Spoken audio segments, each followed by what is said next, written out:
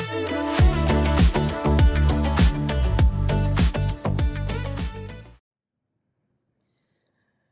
semuanya, jumpa lagi dengan saya Wisnu dalam serial pembahasan CISSP Exam Series. Pada kesempatan kali ini saya akan membahas satu materi yang berkaitan dengan kriptografi. Nah, materi ini mungkin bagi sebagian besar teman-teman materi yang cukup sulit, cukup jelimet begitu ya untuk dimengerti. Nah, cuman pada kesempatan kali ini saya akan mencoba memberikan satu pandangan yang sudah saya pelajari dari berbagai sumber dengan cukup sederhana dan semoga cukup mudah dimengerti. Baik, langsung saja saya mulai materinya dengan pertama pengertian-pengertian yang cukup umum ya. Oke, apa itu kriptografi? Jadi kripto itu berasal dari kata kriptografi berasal dari kata kripto dan grafi, grab gitu ya. Kripto berarti secret, grab itu writing. Nah, gabungan dari dua kata ini membentuk satu kata utuh yaitu kriptografi yang berarti apa? Yaitu berkaitan dengan seni atau ilmu yang berkaitan dengan cara menulis data menjadi uh, sesuatu yang rahasia atau sesuatu yang sifatnya itu konfidensial. Jadi seni atau ilmu mengubah data menjadi data yang sifatnya rahasia. Kemudian pengertian yang berikutnya ada dua komponen utama yang perlu dimengerti, yaitu yang pertama key, yang kedua algoritma. Key itu biasanya kita sebut sebagai variabel, algoritma itu logiknya. Nanti kita akan bahas dengan contoh di bawah. Nah, contohnya ketika kita di rumah, contoh kita punya kunci ya, kunci satu pintu. Itu ada key dan lock ya. Jadi yang pertama itu kita punya satu locknya, modul lock gitu ya. Modul lock itu ya semacam apa namanya? Kalau kita ngomong itu di satu pintu ada satu modul lock, itu perlu setiap lock itu perlu kuncinya. Kunci itu yang sering kita bawa itu ya. Jadi satu paket antara kunci dan modul locknya itu. Nah, itu apa namanya? Analogi dari key dan algoritma. Kemudian encoding versus encryption. Apa itu encoding? Jadi merubah nilai dalam karakter level. Kalau untuk encryption itu merubah value atau nilai dalam binary level. Nah, ini pengertian yang membedakan antara itu encoding dan encryption.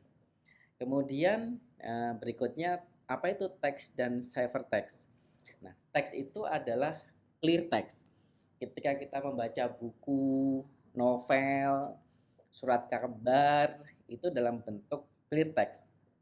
Jadi teks yang bisa dibaca secara normal, secara kasat mata kita begitu ya. Nah, apa itu ciphertext?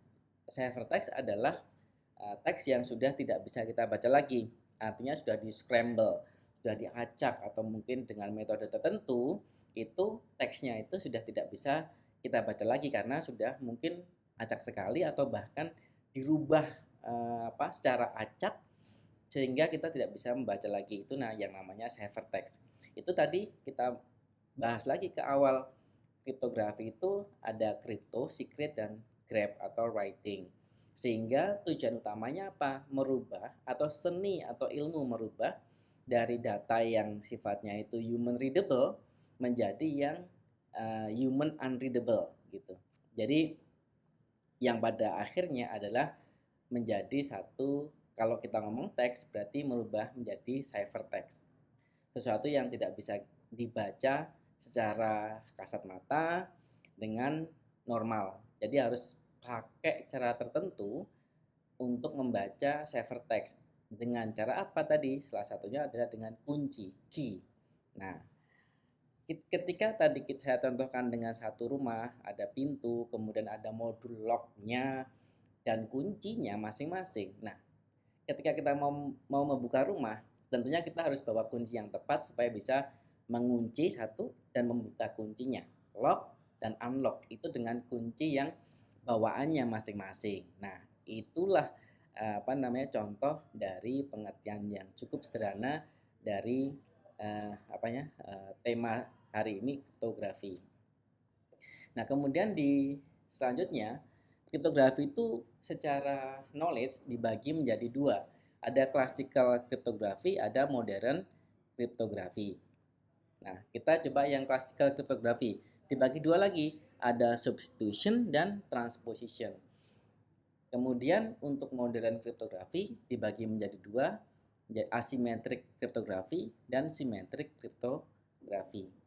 Kemudian di bagian symmetric cryptography ada block dan ada stream. Block ini mungkin block dan stream akan saya bahas di pembahasan berikutnya mungkin. Tapi secara sekilas mungkin kalau block ini dia sifatnya slow ya, lambat. Kemudian dia memakai teknik transposition dan biasa dipakai untuk area software. Kemudian kalau stream itu dia sifatnya lebih cepat, fast. Kemudian dia pakai metode substitution dan biasa dipakai di area hardware. Mungkin pengertiannya sampai itu dulu. Kalau teman-teman membaca materi CISSP pastinya akan ketemu materi ini, tapi mungkin akan saya bahas di kesempatan berikutnya secara lebih detail. Kemudian untuk substitution dan transposition. Nah, ini contoh bagaimana kalau kita punya teks ya. Teks di sini contohnya CISSP. Nah, ciphertextnya bagaimana? Kalau misalnya kita mau merubah teks CISSP menjadi ciphertext. Nah, kita mesti punya materi tambahan di sini. Kita harus punya key-nya apa, algoritmanya apa gitu. Tadi di saat sebelumnya ada key, ada algoritma. Itu penting perlu kita pahami supaya kita bisa menghasilkan ciphertextnya itu apa gitu. Jadi kalau di sini contohnya key-nya 1 ya, algoritmanya plus. Nah, berarti kalau berhubungan dengan teks seperti ini berarti kalau misalnya perintahnya seperti ini, ada kombinasi antara key dan algoritma, ini kita nanti bisa membuat teks ini menjadi ciphertext. Contohnya kalau untuk substitusi key-nya 1 dengan algoritma plus, berarti gimana caranya? Kalau C berarti plus 1 menjadi D gitu kan. I plus 1 menjadi apa? J gitu ya, dan seterusnya. Berarti kalau untuk CISSP dengan metode substitusi akan menjadi D, J, T, T, Q. Begitu ya. Nah, bagaimana kalau untuk transposisi? Transposisi itu kan berarti menggeser ya, menggeser. Kalau substitusi merubah disubstitusi, diganti. Kalau transposisi menggeser ya. Transposisi itu menggeser. Berarti menggeser plus 1. Berarti kalau awalnya C digeser plus 1 menjadi I gitu ya, dan seterusnya. I digeser 1 menjadi S. S digeser 1 menjadi S lagi gitu, dan seterusnya. Berarti kalau untuk yang cara transposition, ciphertextnya bagaimana? Coba teman-teman nebak-nebak gitu ya. Bagaimana? Nah, ini ciphertextnya menjadi ISSPC. Nah, ini adalah ciphertextnya. Nah, ini adalah kriptografi yang klasikal tadi ya. Kita coba kasih contoh yang klasikal dulu supaya memberikan pemahaman yang cukup sederhana bagaimana cara kriptografi bekerja. Ini yang metode substitution dan transposition. Ini kriptografi yang dipakai mungkin pada puluhan tahun yang lalu ketika mungkin satu pihak mau mengenkripsi atau mengencoding suatu teks menjadi ciphertext begitu. Jadi mungkin zaman dulu, peperangan zaman dulu, perang dunia pertama. Nah, mereka mungkin memakai cara-cara yang sederhana seperti ini atau bahkan jauh sebelum itu ya. Begitu. Nah, Kemudian saya akan mencoba memberikan satu eh, detail lagi mengenai yang modern kriptografi. eh, ada simetrik tadi ya dan asimetrik.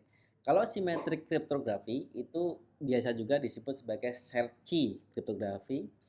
Kalau asimetrik kriptografi itu biasa disebut juga sebagai public key kriptografi. Ini saya akan bahas dulu untuk yang simetrik kriptografi. Nah, contoh di sini ada dua entitas atau ada dua pihak, satu Budi, satu Tono.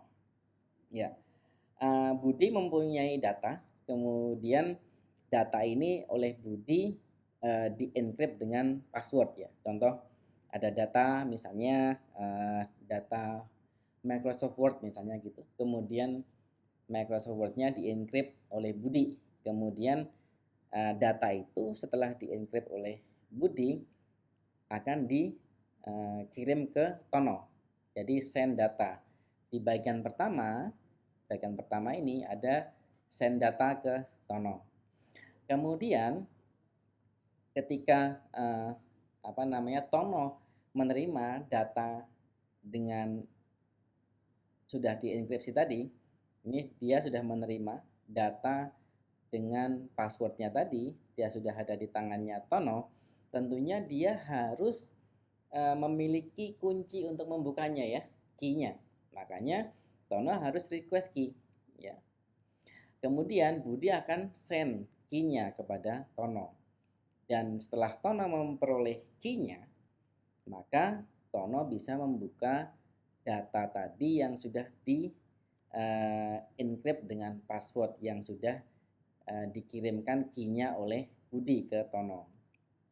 Nah, permasalahan utamanya bagaimana ketika di isu security itu adalah ketika ada hacker ya, ada hacker.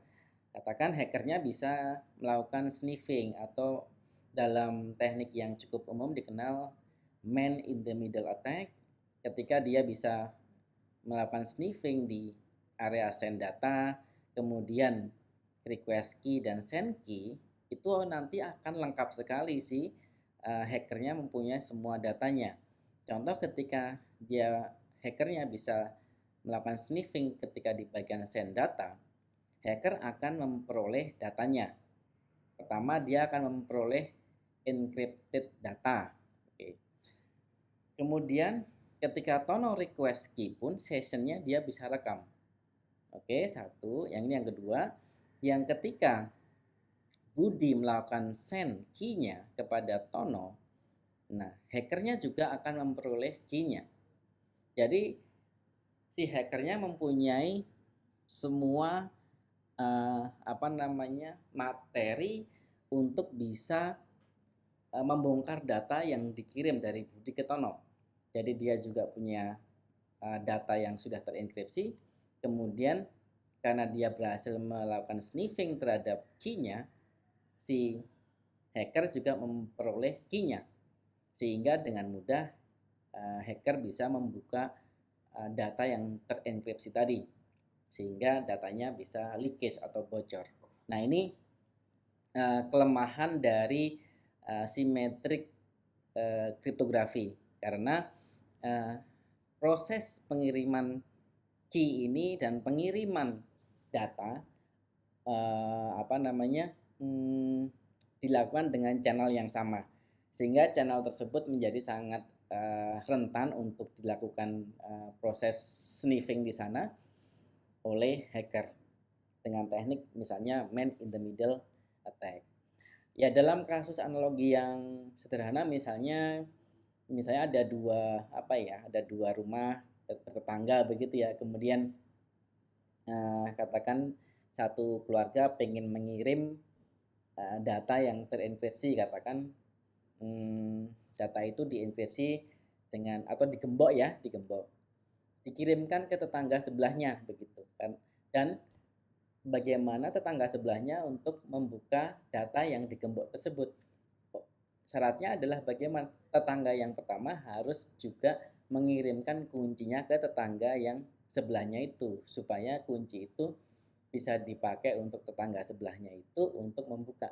Nah, ini kelemahan dari yang simetrik kriptografi. Makanya simetrik kriptografi itu juga disebut sebagai shared key, karena key-nya itu juga disaringkan melalui channel yang sama gitu. Ketika data enkripsi itu juga dikirimkan ke pihak penerima. Oke, dari sini cukup jelas ya bagaimana cara simetrik kriptografi itu bekerja. Nah, kita juga di samping ada kelemahan ini, primary advantage-nya apa? Primary atau keunggulan utamanya itu kalau untuk simetrik itu akan lebih cepat gitu ya prosesnya gitu, karena cukup simple, data di-encrypt, kemudian data dikirimkan dan sekaligus key-nya juga dikirimkan. Prosesnya akan cepat dan key-nya itu antara untuk yang mengencrypt dan untuk yang mendecrypt itu key-nya sama. Nah, concern utama di sini adalah ketika tadi key exchange. Jadi ketika kunci itu mau dikirimkan, nah itu yang menjadi kendala utama karena sangat rentan terekspos ke luar, sangat rentan untuk diambil alih oleh pihak-pihak yang tidak berhak. Nah, ini adalah concern utama dari simetrik kriptografi. Oke, dari sini ini adalah gambaran bagaimana secara topologi yang cukup sederhana menjelaskan simetrik kriptografi. Baik teman-teman, saya kira itu untuk penjelasan singkat mengenai kriptografi secara umum. Kemudian satu detail mengenai simetrik kriptografi. Untuk selanjutnya mungkin saya akan bahas lebih detail juga mengenai asimetrik kriptografi yang kita sebut juga sebagai tadi public key kriptografi. Baik teman-teman, sekian dari saya. Terima kasih. Selamat siang, selamat sore, selamat malam semuanya.